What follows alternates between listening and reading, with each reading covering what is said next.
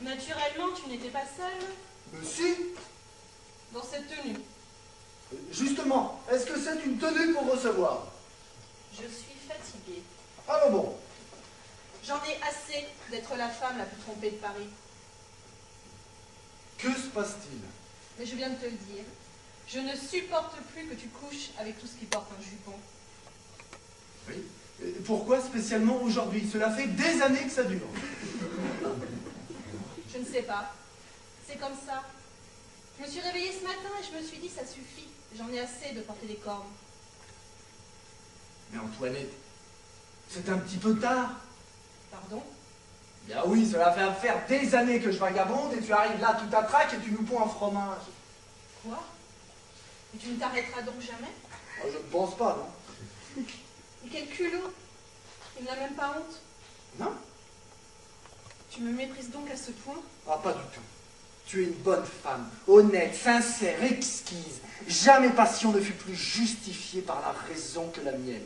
N'est-il pas vrai que tu es bien aimable? Enfin, mais vois au-dedans de toi-même. Connais combien je t'aime. Vois combien tu es digne d'être aimé. Je n'ai jamais, mais alors jamais eu lieu de regretter notre union. Notre union? J'appelle cela notre union. Non mais pour toi, ce ne doit être qu'un vague souvenir perdu parmi tant d'autres. Pas du tout. Je ne te confonds avec personne. D'ailleurs, peux-tu me reprocher de ne plus te toucher? Hein? Non. Il est vrai que sur ce point, je suis sans doute plus heureuse que la plupart des femmes de mon âge. Cependant, je ne peux m'empêcher de m'imaginer que lorsque nous faisons la chose, tu penses à d'autres femmes. Jamais. Vrai? Mais jamais. Si je ne te trompais pas, sans doute que je penserais à celle que je n'ai pas eue en me prenant dans mes bras. Mais comme je ne reviens qu'après les avoir eues, je ne reviens pas en mari frustré, c'est bien toi que j'embrasse et que j'étreins. Tu t'en tireras toujours, n'est-ce pas? Remarque, c'est pour cela que tu m'avais plu. Il n'y avait pas plus beau parleur. On t'appelait Bouche d'Or. Il est vrai que pour une femme, ce n'est pas très important le physique d'un homme. Je te remercie. Enfin, toujours est-il que ce matin, je m'estimais beaucoup plus cocu que la normale. Et que j'ai décidé qu'il fallait que cela cesse. Puisque tu m'aimes encore un peu. Mais beaucoup. Tu vas me promettre de t'arrêter. Non. M'arrêter serait contre nature. Mais un peu de chasteté, c'est comme un jeûne. Ça ne peut faire que du bien à la santé. Pas du tout. J'aurais la chasteté du catalogue des vertus. Enfin, conviens qu'il n'y a rien de si puéril, de si ridicule, de si absurde, de si nuisible, de si méprisable que de retenir en soi tous ces liquides, non? Ils vous montent à la tête, on devient fou. Mais les moines et les bonnes sœurs. J'espère bien qu'ils pratiquent les actions solitaires. Oh, Bon, pourquoi s'interdirait-il un instant nécessaire et délicieux? C'est une saignée, en plus agréable.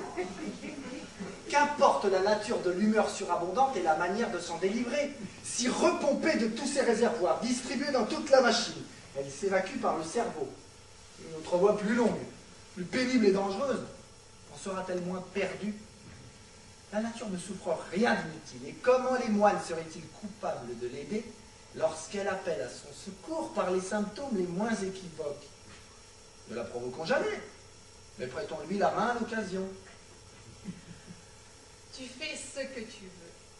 Mais je ne veux plus que tu me trompes autant. Nous sommes mariés, l'oublies-tu? Le mariage n'est qu'une monstruosité dans l'ordre de la nature. Oh, Le mariage se prétend un engagement indissoluble. L'homme sage frémit à l'idée d'un seul engagement indissoluble. Rien ne me paraît plus insensé qu'un précepte qui interdit le changement qui est en nous. Ah, je les revois, les jeunes mariés que l'on conduit devant l'autel. J'ai l'impression de contempler un couple de bœufs que l'on emmène à l'abattoir. Pauvres enfants. On va leur faire promettre une jouissance et une fidélité qui borne la plus capricieuse des jouissances à un même individu, leur faire promettre de tuer leurs désirs en l'étranglant dans les chaînes de la fidélité. je ne t'écoute plus. Ah, je le revois, le premier serment que se firent deux êtres de chair, sous un ciel qui change, devant un torrent qui s'écoule, sous un arbre qui s'émousse, devant une pierre qui se gerce, tout passait en eux et autour d'eux. Et ils se faisaient des promesses éternelles, ils croyaient leurs cœurs affranchis, des vicissitudes. Oh enfants, toujours enfants. Que c'est laid, ce que tu dis. Les désirs me traversent. Les femmes me croisent. Je ne suis qu'un carrefour de force qui me dépasse, qui me constitue. De bien belles phrases pour dire que tu es un cochon. Je suis ce que je suis, pas autre. Tout ce qui est ne peut être ni hors nature, ni contre nature. On te traite partout de libertin. Le libertinage est la faculté de dissocier le couple et l'accouplement, le sexe et l'amour. Bref, le libertinage relève du sens de la nuance et de l'exactitude. Tu n'as pas de morale. Mais si! Seulement, je tiens qu'il n'y a pas d'autre morale que celle d'être heureux. Tu me fais la tête comme une bouilloire avec tes phrases. Mais je me connais. Si je reste, dans 2 minutes, je vais penser que tu as raison. Et dans un quart d'heure, je serai même capable de te demander pardon. C'est comme cela que tu m'as toujours embrouillé. Mais je ne t'embrouille pas, je t'explique les choses philosophiquement. Philosophiquement. Mais oui. C'est ça. Moi, j'ai l'impression que tu n'as inventé la philosophie que pour trouver des excuses à toutes tes fautes. Oh, mon enfant, qu'est-ce que tu vas chercher, ma bonne femme? Je t'adore, je t'adore. Oh ben tu peux, va. Trouve-en une qui soit plus coulante avec toi. Ma mère m'avait bien prévenu.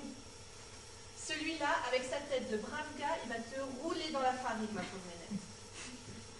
Et je l'ai épousé. Et qu'aurais-tu vécu si tu avais écouté ta mère? La même vie qu'elle? Je me serais ennuyée. Moi aussi. Vrai? Ouais.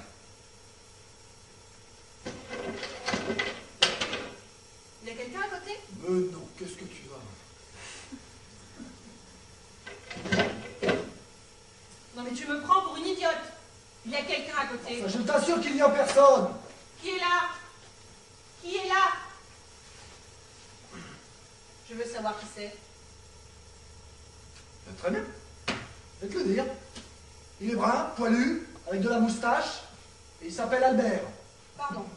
C'est le chat du baron. Un chat. Mais oui. Tu as déjà entendu un chat faire un vacarme pareil? Non mais c'est une de tes maîtresses. Tiens, allez, va voir. Allez, va regarder. Tiens, allez, au lieu d'avoir tes nerfs, va voir. Je vais encore avoir l'air ridicule. S'il y a quelqu'un ou s'il n'y a personne? Les deux? Tu ne me diras rien? Oh, tu sais, je pense que le doute est 100 fois plus délectable que la vérité. Mais c'est presque un aveu, ça. Bien, tiens, va voir. J'abandonne. Ce n'est pas en battant l'eau qu'on fait de la glace. Tout à fait.